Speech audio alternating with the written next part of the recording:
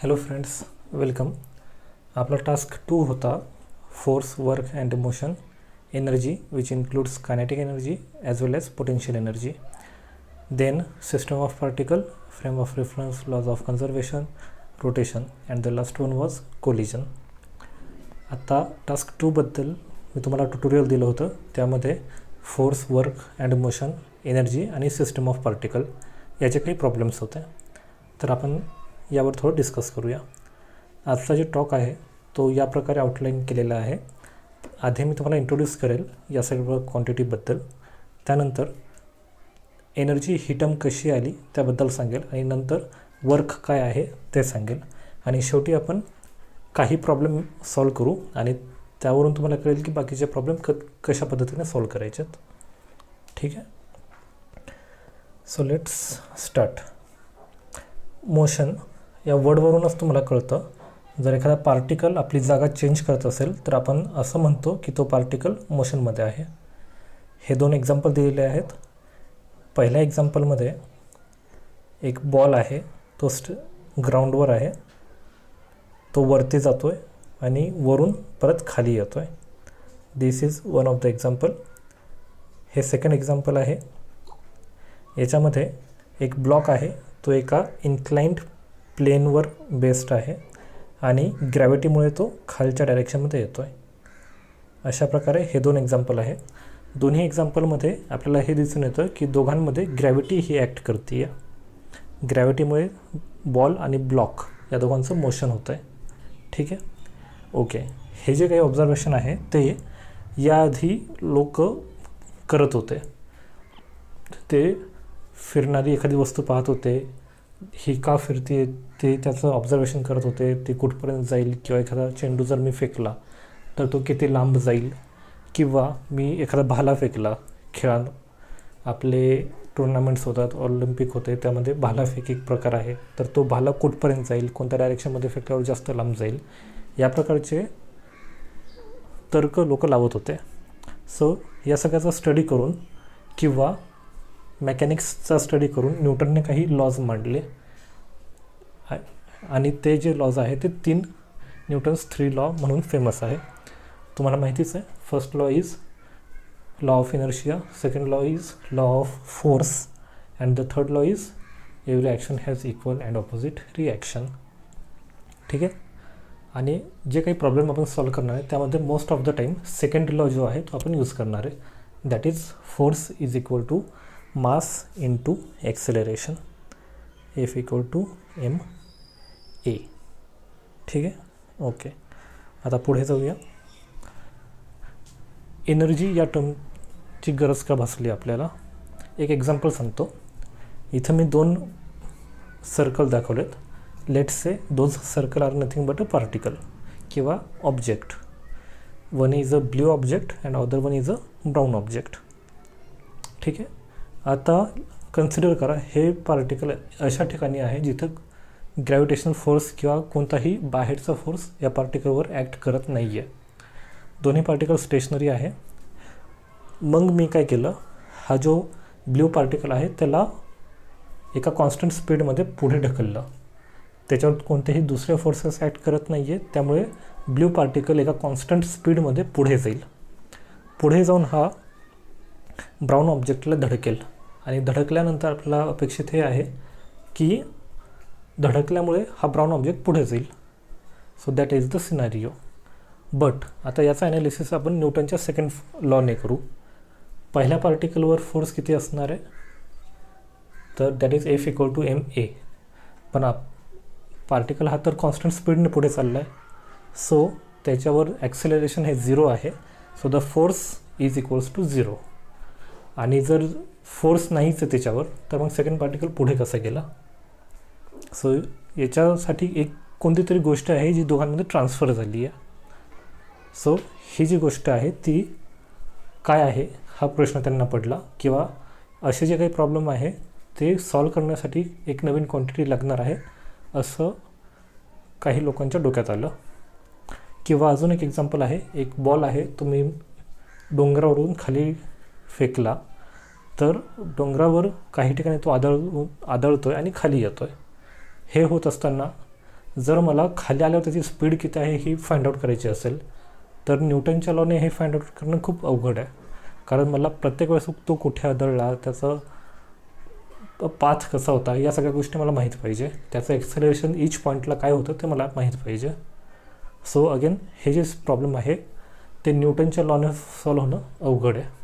But जर मी असं केलं की जेव्हा मी बॉलवरून खाली सोडतो आहे, मी एक नंबर त्याला फिक्स केला आणि खाली येत असताना तो नंबर कशा पद्धतीने चेंज होतो आहे ते मी ऑब्झर्व केलं आणि सर्वात खाली तो नंबर काय असेल ते मी बघितलं आणि त्या नंबरनुसार त्याची स्पीड मी सांगू शकतो. सो हे जे सिस्टमॅटिक नंबरिंग स्कीम आहे that is nothing but energy. मी फक्त एक नंबर असाइन करतो आहे एखाद्या सिस्टीमला आणि चेंजेस होत असताना तो नंबर कसा चेंज होतो आहे किंवा त्या नंबरनुसार सराउंडिंग कसं चेंज होणार आहे ते मी सांगणार आहे. So that number is nothing but energy. So अशा पद्धतीने एनर्जी या टर्मचा शोध लागला. याचं एक्झाम्पल म्हणायचं तर कायनेटिक एनर्जी. एक पार्टिकल एका स्पीडने पुढे चालला आहे, like this blue and brown ball. Blue बॉलला एक एनर्जी असेल, तो जेव्हा ब्राऊन बॉलला आदळणार आहे तेव्हा याची एनर्जी ब्राऊन बॉलमध्ये ट्रान्सफर होणार आहे आणि त्यामुळे जो ब्ल्यू बॉलचा जो नंबर आहे सेम नंबर ब्राऊन बॉल घेईल आणि तो त्या पद्धतीने पुढे जाईल. So that is the thinking of assigning energy term. ठीक आहे. एनर्जीचे टाईप्स पण आहे. Basic type are kinetic and potential energy. याच्या व्यतिरिक्त काही टाईप आहे आणि ते म्हणजे chemical energy, mechanical energy and other, heat energy etcetera. Okay, पुढे जाऊया.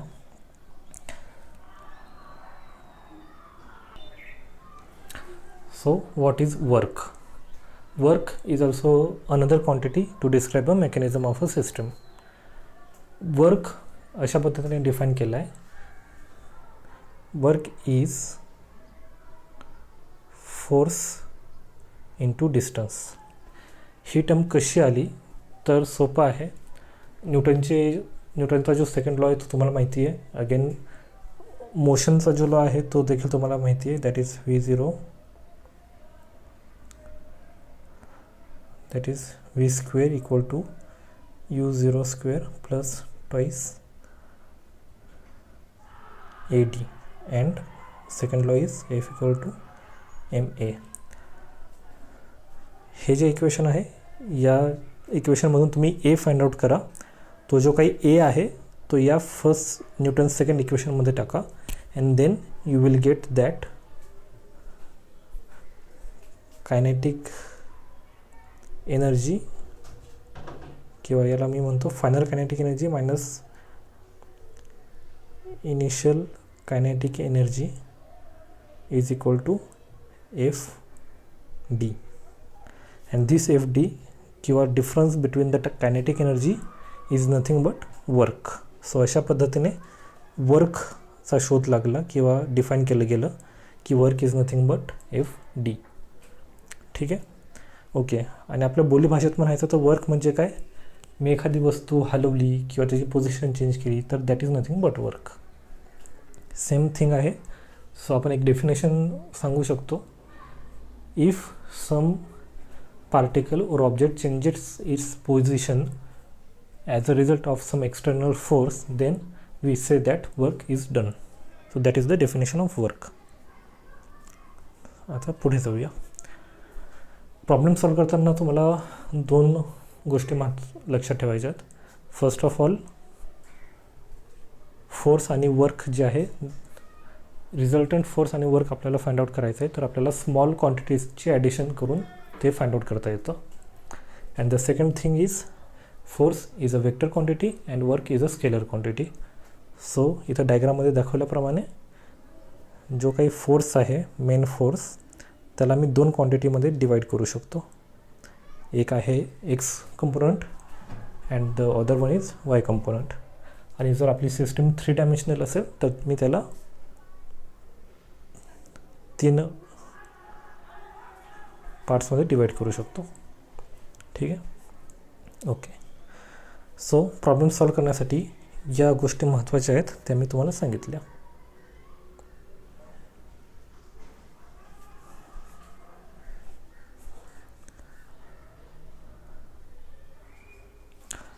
आता आपण पहिला जो आपला प्रॉब्लेम होता तो कन्सिडर करू.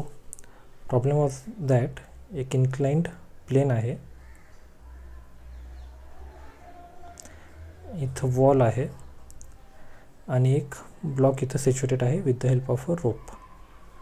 असं असताना या रोपमध्ये जे काही टेन्शन आहे ते आपल्याला फाइंड आउट करायचं आहे. तर हा प्रॉब्लेम कशा पद्धतीने सॉल्व्ह करतो आहे ते बघा. आपण हा जो ब्लॉक आहे त्याला एक पॉईंट ऑब्जेक्ट कन्सिडर करणार आहे. So this one is that point object. इथून रोप आहे, रोपमध्ये टेन्शन असणार आहे. आपला जो ब्लॉक आहे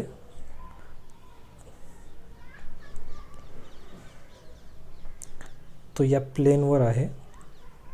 सो आणि हा जो प्लेन आहे तो एक अँगल फॉर्म करतो आहे ग्राउंडसोबत. ठीक आहे. सो याच्यापासून या सरफेसपर्यंत एक फोर्स ॲक्ट होणार आहे, त्याला मी एफ नाव देतो आहे. आणि हा या सरफेसच्या आतमध्ये जात नाही आहे. सो ऑब्वियसली वरती एक फोर्स ॲक्ट होतो आहे, त्याला मी नॉर्मल असं नाव देतो आहे. ठीक आहे. So this is the diagram. आता आपल्याला फाइंड आउट करायचं आहे की या दोरीमध्ये किंवा रोपमध्ये टेन्शन किती असेल. So simple thing, this is my tension, this is my normal force, this is my force and this one is my force due to gravity. ठीक आहे. आता इन्क्लाइन प्लेनचा जो अँगल थीटा होता that same angle is equals to this angle. Okay. Now what? Now we will find which forces are balanced and which are not. इथं F हा N सोबत balance झालेला आहे, ते एकमेकाला कॅन्सल करत आहेत. ठीक आहे. सो हा जो फोर्स ड्यू टू ग्रॅव्हिटी आहे त्याला मी दोन भागामध्ये डिवाइड करू शकतो. एक this F G is this one, F G of X, and the other one is this one, F G of Y. हा जो एफ जी ऑफ एक्स आहे that is balanced by N. यहाँ F G Y जो है that is not balanced by T. It means that T is equals to F G of Y. ठीक है. Now what is my F G? F G is the force due to gravity and that is nothing but M A, and A is the acceleration which is equals to acceleration due to gravity. ठीक है. So F G is M G. Now what is the y component of fg? To find that, we know that this angle is theta. So this is my fgy and this is my fg. So this is the opposite side of that angle, and that's why my f g y is nothing but f g sine of theta. Okay. And we know that f g sine theta is equals to our tension, and hence the problem is solved. हे quantity टाका, find out करा, तुम्हाला answer मिळेल. यानंतर अजून एक quantity आहे, किंवा सॉरी, यानंतर सेकंड प्रॉब्लेम आपण डिस्कस करणार आहे. हे दोन प्रॉब्लेम डिस्कस केल्यानंतर तुम्हाला बाकीचे प्रॉब्लेम सोपे जातील. सो त्यामुळे आपण फक्त दोन प्रॉब्लेम सॉल्व करतो आहे. सेकंड प्रॉब्लेम इज दॅट एक रूफ आहे, त्याला काही रोप अटॅच्ड आहे आणि एक ब्लॉक अटॅच्ड आहे. This is my first, second and third rope. मला टेन्शन फाइंड आउट करायचं आहे यामधलं. So this one is T1, this one is T2, this one is T3. ठीक आहे. यासाठी आपण सुरुवातीला T3 फाइंड आउट करू. So this one is my T3 which is acted downward, and here is the block. So obviously gravitational force याच्यावर act करतोय, so तो mg असणार आहे, and which is balanced by T3. So eventually T3 is nothing but mg. Mass आणि gravitation तुम्ही त्याच्यामध्ये substitute करा, T3 तुम्हाला मिळून जाईल. आता T1 आणि T2 फाइंड आउट करायचं आहे. त्यासाठी आपण काय करणार आहे, हा जो पॉईंट आहे तो आपण कन्सिडर करणार आहे. या पॉईंटला या साईडला T2 आहे, या साईडला T1 आहे आणि खालच्या साईडला T3 आहे. ठीक आहे. आपल्याला माहिती आहे हा पॉईंट कुठेही मूव्ह होत नाही आहे. It means the forces acting on at this point are balanced. म्हणजेच काय, T1 plus T2 plus T3 equals to 0. Forces are the vector quantities. So याच्यावरून आपल्याला हे कळतं की हे फोर्सेस एकामेकावर डिपेंड नाही आहे, because addition is equals to 0. Again T3 काय आहे आपल्याला माहिती आहे, पण त्याआधी हे फाइंड आउट करण्यासाठी आपण फोर्सेस स्प्लिट करणार आहे आणि त्याच्यावरून आपण T1 आणि T2 फाइंड आउट करणार आहे. सो फर्स्ट ऑफ ऑल आपल्याला कोऑर्डिनेट सिस्टीम असाइन करावी लागेल.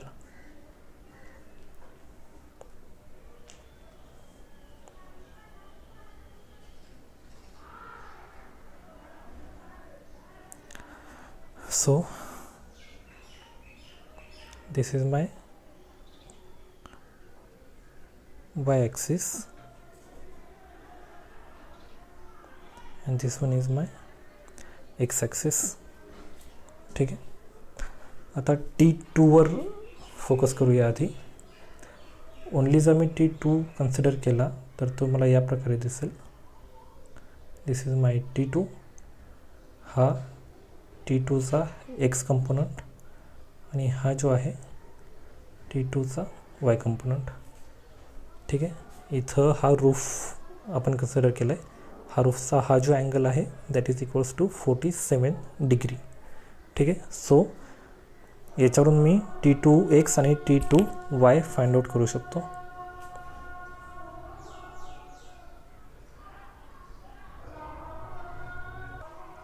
सिमिलरली आपण T1 फाइंड आउट करू शकतो. तो या प्रकारे,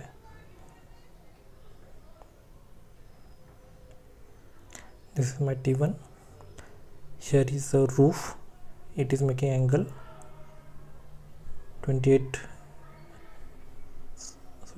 28 degree and this one is my T1 of x, this one is my T1 of y. ठीक आहे. सो याच्यावरून माझा T1 x काय असणार आहे, T1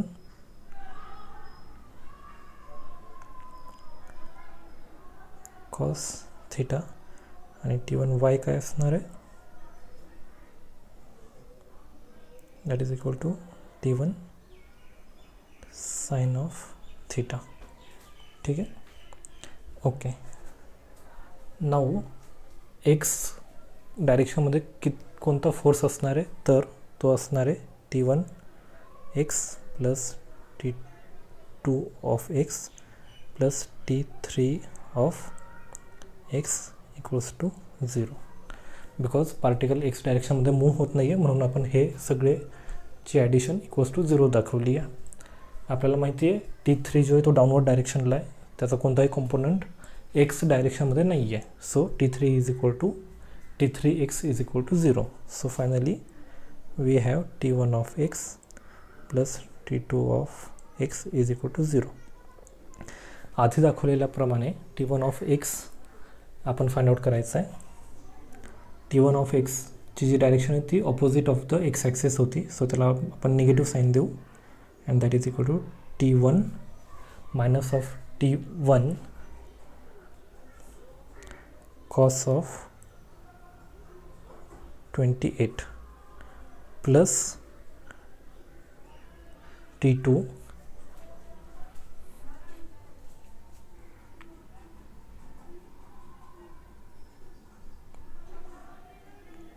cos of 47. And that is equals to 0. हे झालं एक इक्वेशन. सिमिलर इक्वेशन आपण वाय ॲक्सिससाठी करणार आहे. That is T1 of Y plus T2 of Y plus T3 of Y equals to 0. यामध्ये T3y 0 नसणार आहे बिकॉज तो डाउनवर्ड फोर्स आहे which is equals to mg. पण हा डाउनवर्ड आहे सो याला निगेटिव्ह साईन असेल. So again we have T1y आपण आधी फाइंड आउट केला होता and that is nothing but T1 of sine 28 plus T2 of sine 47. T3y जो आहे तो डाउनवर्डमध्ये आहे so negative of mg equals to 0. ठीक आहे. किंवा ही क्वांटिटी तुम्ही कॅन्सल करून ही क्वांटिटी mg क्वांटिटी राईट साईडला घेऊन it will become T1 sine 28 plus T2 sine 47 is equal to mg. ठीक आहे. आधीचं इक्वेशन आणि हे इक्वेशन जर आपण ॲड केले तर आपल्याला मिळेल T2 of cos 47 plus sine 47 is equal to mg.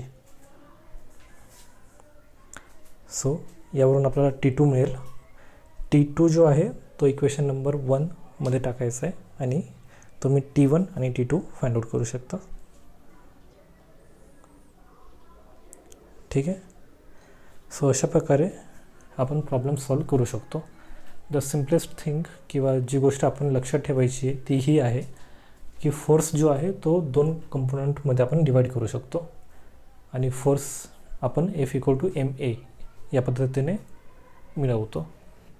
या 2 गोष्टी लक्षात ठेवा आणि प्रत्येक प्रॉब्लेम तुम्ही सॉल्व करू शकता. स्टेप अशा आहेत. आधी सिस्टीम समजून घ्या. कोऑर्डिनेट सिस्टीम कुठं असाइन करायची आहे ते बघा आणि ते झाल्यानंतर कोणता फोर्स कोणत्या फोर्सला बॅलन्स करतो आहे ते बघा आणि आपली रिक्वायर्ड क्वांटिटी कोणासोबत बॅलन्स होते ते बघा आणि that will be your answer. So एवढंच आहे. पुढचे प्रॉब्लेम सॉल्व करा. नाही जमले तर तुम्ही मला विचारू शकता. थँक्यू.